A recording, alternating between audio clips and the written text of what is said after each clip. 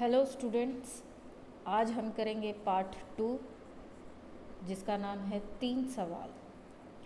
बादशाह अकबर बीरबल की हाजिर जवाबी के बड़े कायल थे।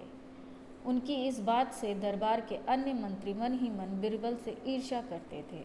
उनमें से एक मंत्री, जो महामंत्री का पद पाने का लोभी था, ने एक योजना बनाई। उसने पूरे दरबार में राजा अकबर से कहा, हे महाराज, यदि बीरबल मेरे 3 प्रश्नों के उत्तर सही सही दे देता है तो मैं उसकी बुद्धिमत्ता को स्वीकार कर लूँगा, और यदि नहीं देते तो इससे यह सिद्ध हो जाएगा कि वह महाराज के चापलूस है। अकबर को मालूम था कि बीरबल उनके सवालों का जवाब ज़रूर दे देंगे, इसलिए उन्होंने इस मंत्री की बात स्वीकार कर ली। उस मंत्री के 3 सवाल थे।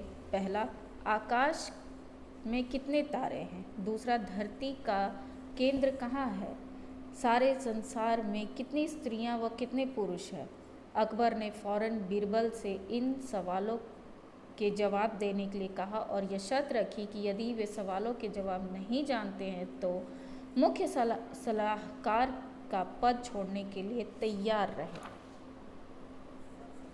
बीरबल ने कहा, तो सुनिए महाराज, मंत्री जी के पहले सवाल का उत्तर देने के लिए मुझे कुछ चाहिए। थोड़ी देर बाद बीरबल अपने साथ एक भेड़ लेकर आए। उन्होंने कहा, जितने बाल भेड़ के शरीर पर है उतने तारे आकाश में हैं। अगर यकीन ना हो तो मंत्री जी से गिनकर तसल्ली कर सकते हैं। राजा अकबर मुस्कुराए। बीरबल ने कहा, अब दूसरे सवाल का जवाब। उन्होंने ज़मीन पर कुछ लकीरें खींची और कुछ हिसाब लगाने लगे। फिर एक लोहे की छड़ मंगवाई और उसे ज़मीन पर गाड़ दिया। फिर बड़ी गंभीरता से महाराज से बोले, महाराज, बिल्कुल इसी जगह धरती का केंद्र है, चाहे तो आप स्वयं जांच लें। महाराज ने कहा, ठीक है, अब तीसरे सवाल का उत्तर दो। बीरबल ने कहा, महाराज, तीसरे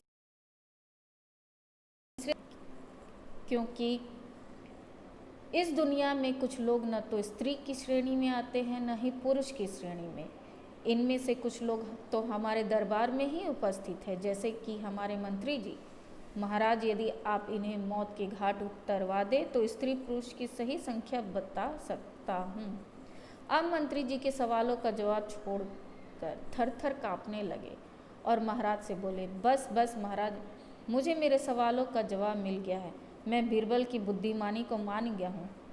महाराज हमेशा की तरह बीरबल की ओर देखकर प्रशंसा में हंसने लगे और मंत्री जान बचाकर वहाँ से खिसक गया। तो इस पाठ से हमें क्या शिक्षा मिलती है? हमें इस पाठ से यह शिक्षा मिलती है कि हमें दूसरे के गुणों से ईर्ष्या कभी नहीं करनी चाहिए।